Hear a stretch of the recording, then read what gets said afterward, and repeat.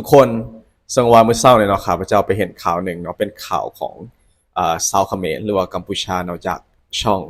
SBM News เนาะซึ่งได้ออกมาเว้าเนยว่าเจาะลึกเขียวเล็บเจ้าเวหาเนาะก็เกี่ยวกับขีปนาวุธหรือว่า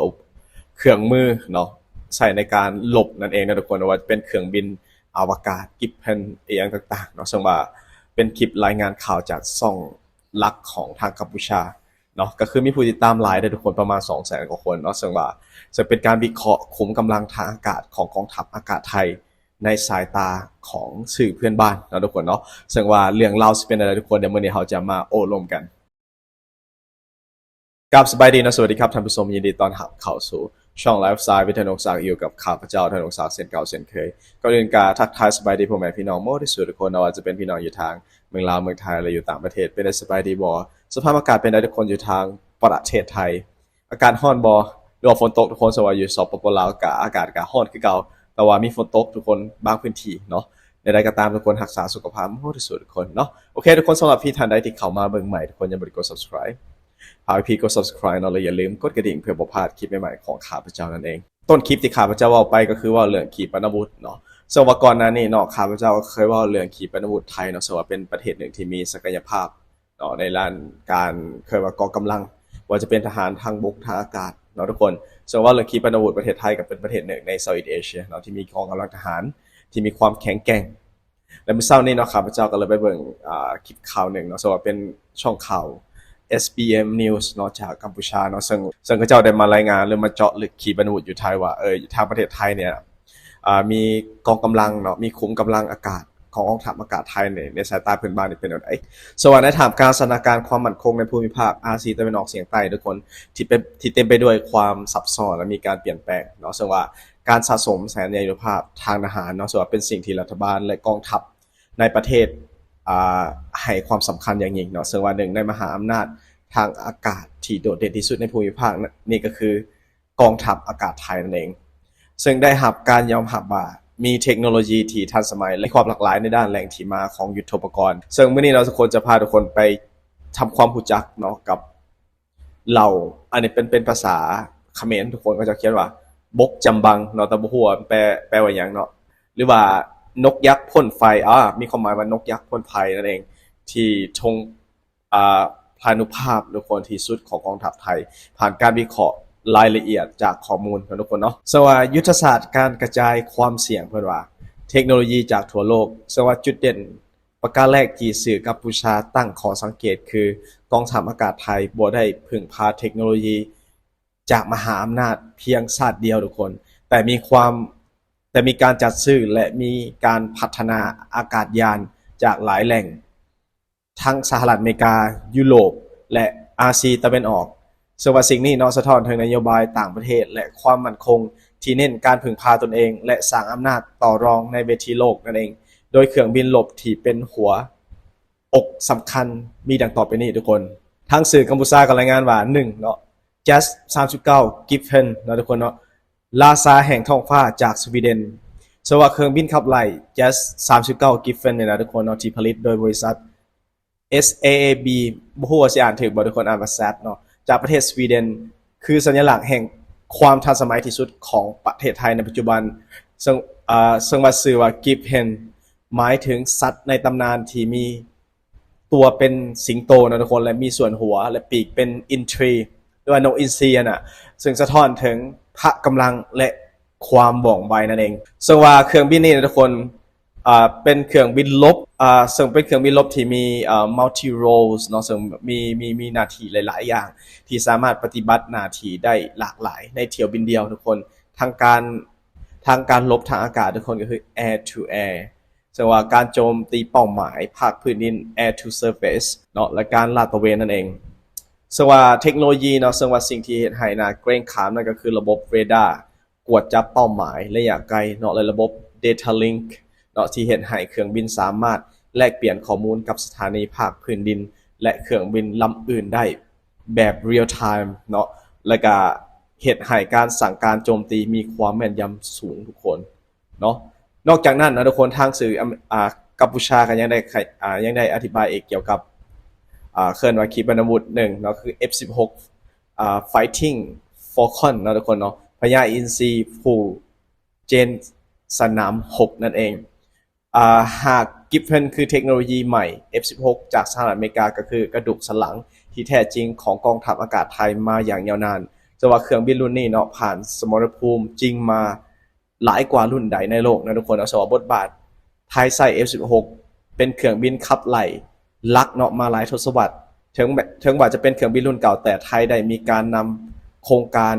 modernization เนาะคือการปรับปรุงอิเล็กทรอนิกส์และอาวุธให้ทันสมัยอยู่เสมออย่างไรก็ตามทุกคนเนาะสังว่ามีกระแสข่าวว่า F16 บางส่วนเริ่มเข้าสู่ช่วงท้ายของอายุการใช้งานเนาะเห็นให้กองทัพอากาศไทยมีความพยายามที่จะจัดหาเครื่องบิน6ล่องหน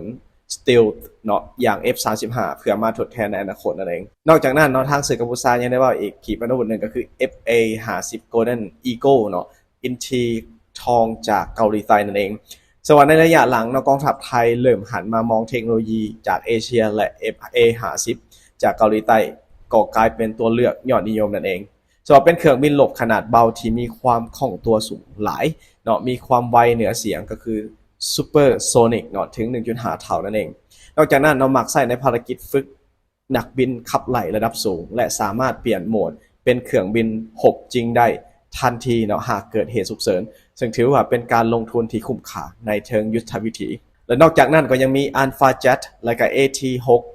Wolverine เนาะเหมาะหัวอันถึกบริกรผู้สนับสนุนภาคพื้นดินนั่นเองนอกจากเครื่องบินขับไล่ความไวสูงเนาะไทยยังมีเครื่องบินที่ออกแบบมาเพื่อสนับสนุนการหกในระดับที่ต่ำและพื้นที่เฉพาะเจาะจงทุกคน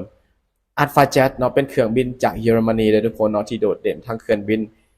ที่ออกแบบมาเพื่อสนับสนุนทหารราบสามารถทิ่มระเบิดเนาะหรือยิงขีปนาวุธถล่มเป้าหมายในพื้นที่ป่าเขาได้อย่างแม่นยำเลยทุกคนเนาะนอกจากนั้นยังมี AT6 Wolverine เนาะสว่าเป็นน้องใหม่จากสหรัฐเนาะที่ถูกออกแบบมาเพื่อภารกิจต่อต้านการก่อความบ่สงบและการลาดตระเวนติดอาวุธที่มีระบบกวดจับที่ทันสมัยและประหยัดค่าใช้จ่ายในการปฏิบัติการนั่นเองอันสุดท้ายที่ทางสื่อเขมรได้เสนอก็คือ F5TH Super Tigris เนาะพยัคฆ์คืนชีพหนึ่งในความภาคภูมิใจของกองทัพอากาศไทยคือการนำเครื่องบิน F5 รุ่นเก่ามาซุบชีวิตใหม่จนกลายเป็น Super Tigris เนาะโดยมีการติดตั้งเรดาร์ G4F เนาะทุกคนเนาะและระบบอาวุธที่สามารถโจมตีเป้าหมายได้ทั้งทางอากาศทางผิวน้ำและบนบกนั่นเองซึ่งเห็นให้เครื่องบินรุ่นนี้เนาะมีเขี้ยวเล็บที่ทัดเทียมกับเครื่องบินยุคใหม่ๆนั่นเองทุกคนส่วนในมุมมองเชิงวิพากษ์และประวัติศาสตร์ในสายตาสื่อกัมพูชาทุกคนเพิ่นบอกว่าจากสื่อกัมพูชาเนาะ SBM News เนาะบ่เพียงแต่เสนอข้อมูลทางเทคนิคแต่ยังสะท้อนถึงความทรงจำที่เจ็บปวดของพวกเขาว่าในอดีตโดยได้ระบุว่าในอดีตเนาะเคยมีการนำอากาศยานเหล่านี้เนาะมาใช้ในความขัดแย้งระหว่างบริเวณชายแดนซึ่งส่งผลกระทบต่อโบราณสถาน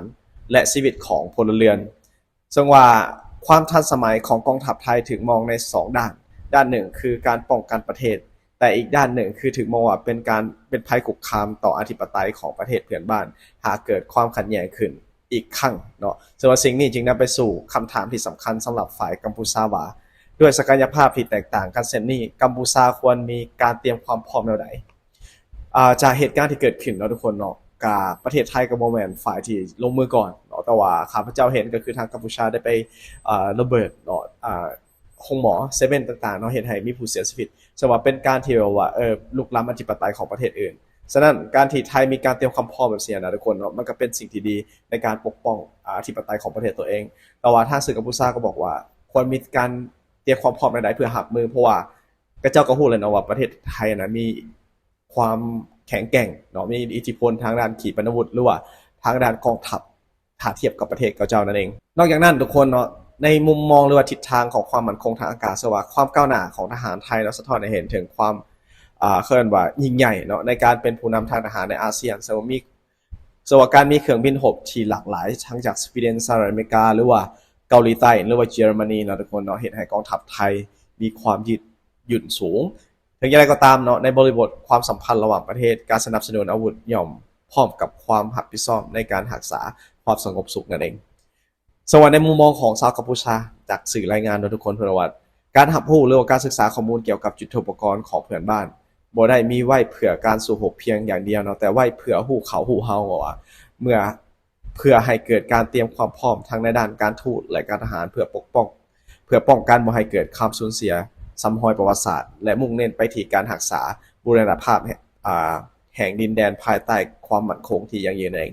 จะว่าข้อมูลดังกล่าวเนาะยั่งยืนมาจากคลิปวิดีโอ SBM News เนาะทุกคนเนาะข้าพเจ้าจะ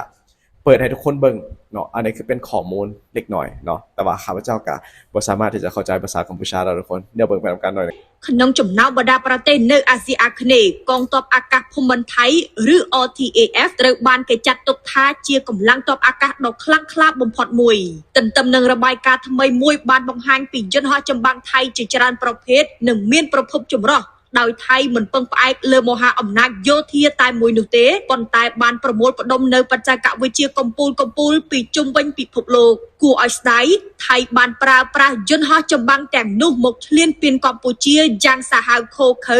ដោយការទម្លាក់គ្រាប់បែកកំទេចសំណង់ប្រាសាទបុរាណខ្មែរហេដ្ឋារចនាសម្ព័ន្ធស៊ីវិលភូមិឋាននិងផ្ទះសម្បែងប្រជាពលរដ្ឋស្លូតត្រង់កម្ពុជាយ៉ាងយង់ខ្នងបំផុតពាក្យអ្នកចម្បាំងតែងផ្ដាំអ្នកចំនួនក្រោយថាបើចង់ឈ្នះសត្រូវត្រូវស្គាល់ដៃគូឲ្យច្បាស់ថ្ងៃនេះ SBM News នឹងបង្ហាញយន្តហោះចម្បាំងខ្លាំងរបស់ថៃមួយចំនួនដើម្បីជន់ជនរួមជាតិបានដឹងនិងត្រៀមលក្ខណៈសម្បត្តិយ៉ាងណាដើម្បីទប់ទល់ជាមួយចៅខ្មាំងពីការឈ្លានពានបើករណីសង្គ្រាមជុំទី3ផ្ទុះឡើងមែននោះតើថៃមានយន្តហោះចម្បាំងอันนี้คือเป็นคลิปวิดีโอหน่อยหนึ่งนะทุกคนเนาะมาให้ทุกคนฟังเนาะก็ประมาณที่ข้าพเจ้าได้อธิบายไปในคลิปเลยทุกคนเนาะโอเคทุกคนสำหรับคลิปเขาจบไปเลยเนาะสบายดีบ๊ายบาย